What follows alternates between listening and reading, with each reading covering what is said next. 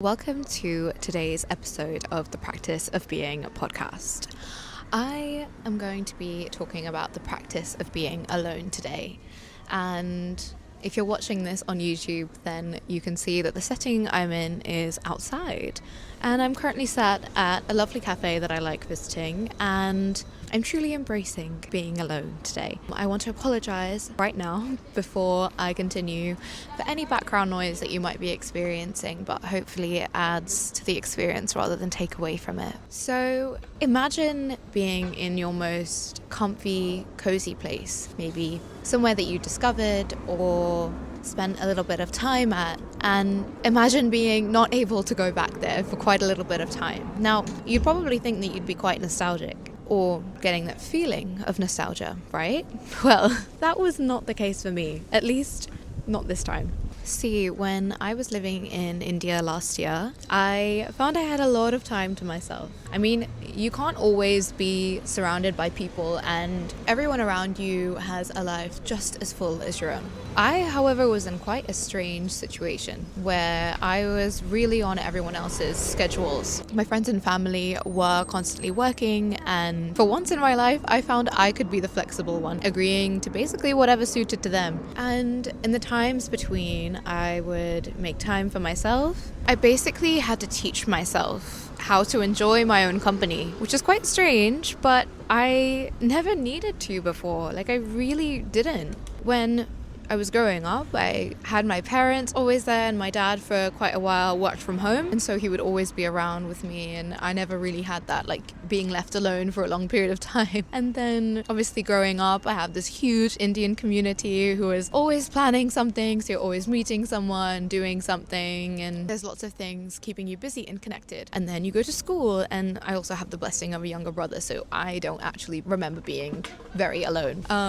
Anyway, and then you grow up, and then for most of the hours of the day, you have friends or teachers or whoever you happen to meet during activities and when you're doing your hobbies. And so basically now where I am in my life, I have quite a lot of time alone and navigating things on my own accord and making decisions of what I want to do based on pretty much my own interests to be aware of. So I guess what it was a journey of discovery, and I remember then feeling like I had been thrown in the deep end of a sort. And okay, anyway, I went really off topic, but now back to what I was saying. This time I went back to a spot on my trip in the middle of Feb. And instead of feeling that wave of nostalgia that I was talking about, I felt a little bit unable to relax. I genuinely had nothing to do. And I didn't need to because I'd taken annual leave. It was my time to relax. But I was feeling a little bit apprehensive. And so then I began to take myself back to before. And I thought, why am I actually finding it so difficult to be on my own?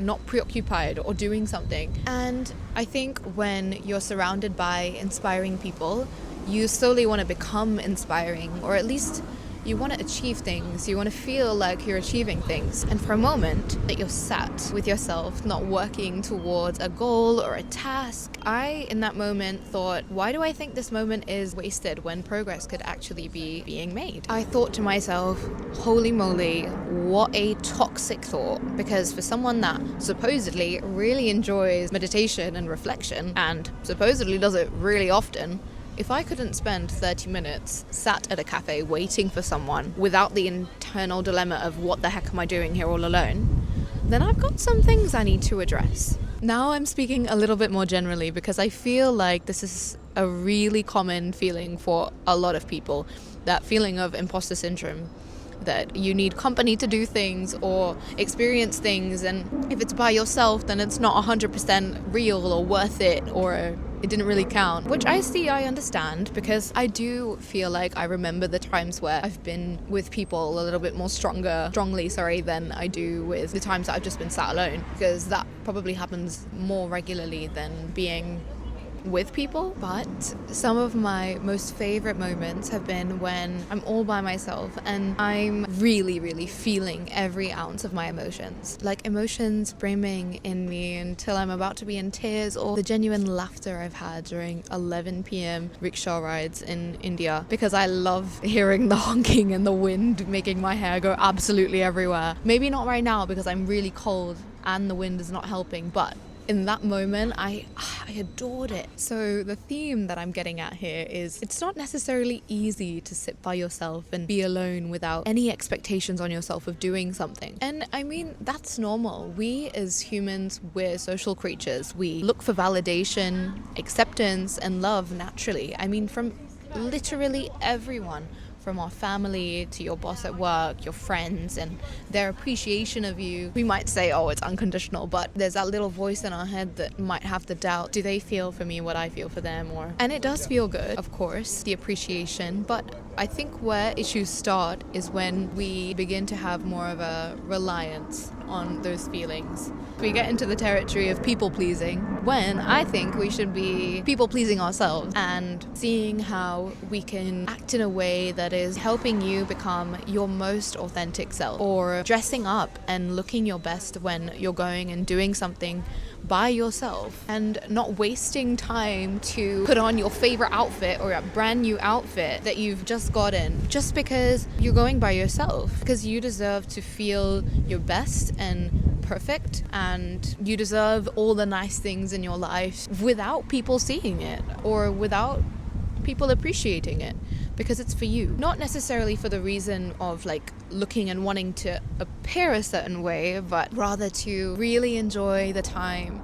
with ourselves and our own company. By that, I kind of mean like a solo date, a date with the thoughts in your head, kind of what I'm doing right now. So I started doing this, and generally it could probably go one of two ways. It's definitely not always productive, spending that much time with yourself, because either you go down all the rabbit holes you can possibly conjure, making assumptions about situations, and somehow always end up on the more delusional side, or the completely unfavorable to yourself side, and that's literally when you know that some things are not worth spending your precious brain capacity on. But it happens. If you give your mind too much freedom, it can go into some dark places or some crazy places. Or you can increase your awareness by really, taking that time to yourself and spending time on your thoughts, and finally come to conclusions on how situations make you feel or react. And personally, I would finally understand the reasoning behind why some things matter to me and some things I fail to see how people care about them, because that self-understanding that I would do when I'm alone, like understanding my thoughts when there's no prompt to them, that's when I'm kind of understanding where my headspace is at, if that makes sense. Like if you don't have something to occupy yourself and you are completely in your own head and you don't have a prompt, or you don't have like a topic to be discussing, seeing where your mind goes is a really clear reflection of where maybe your subconscious is and what things are troubling you or what things you're really prioritizing and passionate at the moment about. And so I found that was something that I could really do. I find it's more about training your brain to understand yourself better and your priorities, which I don't really think can easily be done when you're with others, because there are very few people in the world that you'll be able to be 110% yourself with, as in 100% honest about every aspect of yourself. And so in a way, becoming your own support system is maybe one of the kindest things you can do to yourself. It's not that you have to isolate yourself and be completely alone all the time, but not having that reliance and the attachment and dependence on someone else will only ever help you in the long run when you find that you are stuck in those situations where there isn't someone there to lean on. And so, aka like regulating your own emotions to avoid these crazy spikes and kind of happiness and like these thought spirals that you can't get out of, because, well, we all go through them, but I think it's when you go through them, how can you deal with them? And it's about creating these things in your mind that helps you deal with them. Or what to do when you cannot find time for yourself, because not everyone has the good fortune to be able to be alone. And I'm sure that my mum would agree that she wishes that she can get more time for herself, that she's not working or doing something for the family. And, well, when life is moving too fast, and you can't afford to slow down, maybe try and appreciate the more mundane things in our days. For example, I had quite a busy week at work where I wasn't getting any additional time to myself. I mean, obviously you only have 24 hours in a day, but sometimes those 24 hours can get pretty stacked up, and you can't afford to move things around in order to make time for yourself, and that can be really overwhelming. So one of the ways I started doing this is I started lighting a candle, turning off the lights, and showering in the dark with no music playing, and just allowing myself to really decompress, become unstimulated, and generally just really relax my mind. So that shower, which is a very daily, mundane thing to do, became something to look forward to, as in it became my own solo day, my own little time to myself. Or another way is like when you're cooking, putting on some music and taking the pressure off the tasks, or rather by stopping treating things as a task and just enjoying them and doing them for yourself. We go through our day checking things off of our to-do lists without keeping the presence of mind to enjoy them. And so now I've just started while smiling at work, just because it reminds me that I'm not actually held at gunpoint to be doing my job.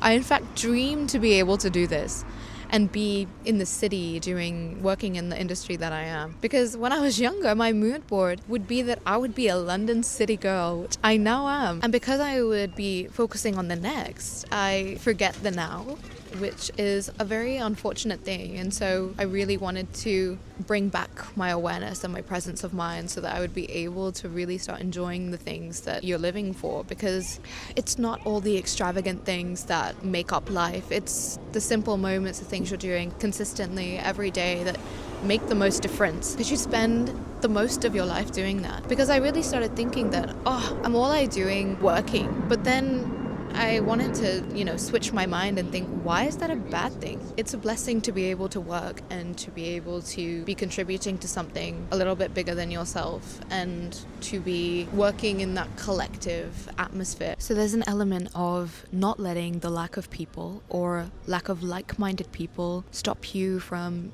experiencing in general. There's no need to force connection, and although it can be nice, it's important to work towards being someone that you would want to be best friends with, that you would want to hang out with, and cultivating hobbies and interests and understanding within yourself so that you would want to be your own friend. Because when you start developing that element of self-love, and when you're okay with being by yourself, because you're okay with yourself, you'll find that people will naturally be drawn to you. Because why wouldn't you want to be with someone that's sure of themselves? I mean, I just think for myself, like some friends that I know, they are so sure of themselves. And I think that's beautiful, to have that confidence and that self-awareness, self-confidence that I'm okay with who I am, and I love the parts of me, and I love what I love, and that's fine. And it's a really beautiful thing when people are really and truly okay with themselves. So I think we should start becoming that person ourselves. And now there's a lot of people that I know, and I think I used to be like this as well, that you don't actually know what to do when you're alone,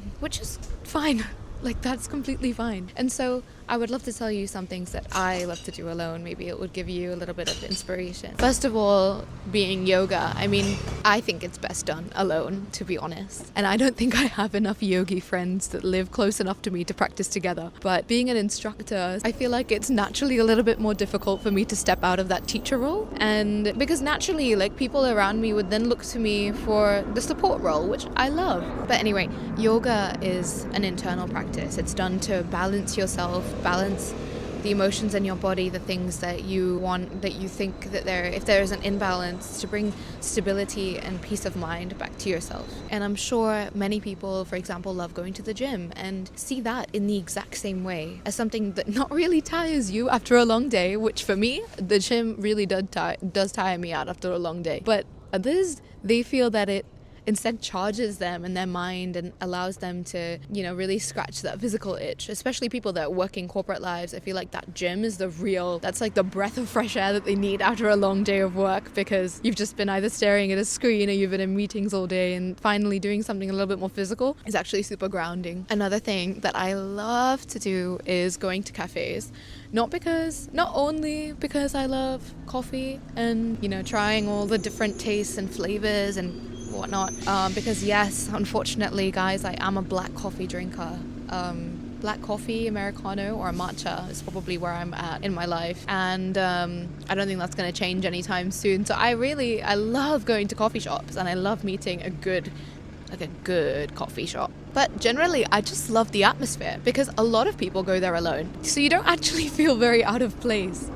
The same thing with like bookstores, for example. They're generally quite quiet places. And so I think going with friends seems a little bit out of place anyway, because I think people go there for kind of that recluse, that peace and quiet. And I treat them kind of like libraries, because I think I rarely go to bookstores and actually buy books, because I tend to like buying secondhand books or like second copy books when I'm there, because well, it's knowledge. I feel like there's something different about a worn book that you know that's been read and enjoyed. So yeah, anyway, a little bit off topic. Another thing I love to do is watching shows alone, mainly because I am the worst person in the world to watch shows with, because I am a serial skipper. Like, I pretty much only watch to get to the plot, or like to have on the background if I'm watching like a Netflix show, and I skip constantly. Like, not just because it's like the least favorite character coming on. I'm the type to skip my favorite character if they are doing a part that's not necessarily adding to the storyline or like the whole vibe of the show. And so now let me just put a little bit of a warning out there. That's if I'm watching a cinematic masterpiece, something like 500 Days of Summer or something like that, that's not the case. I watch that and I enjoy every second of it, because it's like finding and understanding what the director or what the videographer was thinking whilst filming every shot, and the lighting, and really like letting that all sink in. But when it's like a run-of-the-mill, any old TV show, or like a comedy or like a reality TV show, I skip constantly. So that's also an alone activity for me. And then there's also like a little bit of a group of activities, which would be like reading or painting or journaling. I think are alone activities for me too, because unfortunately the competitive person within me will be wondering how many pages the person I'm with has read, or if their painting looks better than mine. And so I can't really immerse myself as much as I would like in the actual book or in the painting or in my journaling, because those are very much alone activities for me. You will not catch me doing them with someone else unless I am extremely comfortable with them. If you're someone that only does things when you have company, I hope that this provided you with a little bit of inspiration, and I hope that after this everyone schedules a solo date in their calendar, because it's really fun. It's really fun, and I hope you take it as a real break and a real treat to be with yourself and enjoy something, either a place or a song or music. And I hope you can also turn some of the more mundane things in life into things that you look forward to. I hope you enjoyed a little bit of a shorter episode, and I hope to speak to you all again very, very soon. Bye.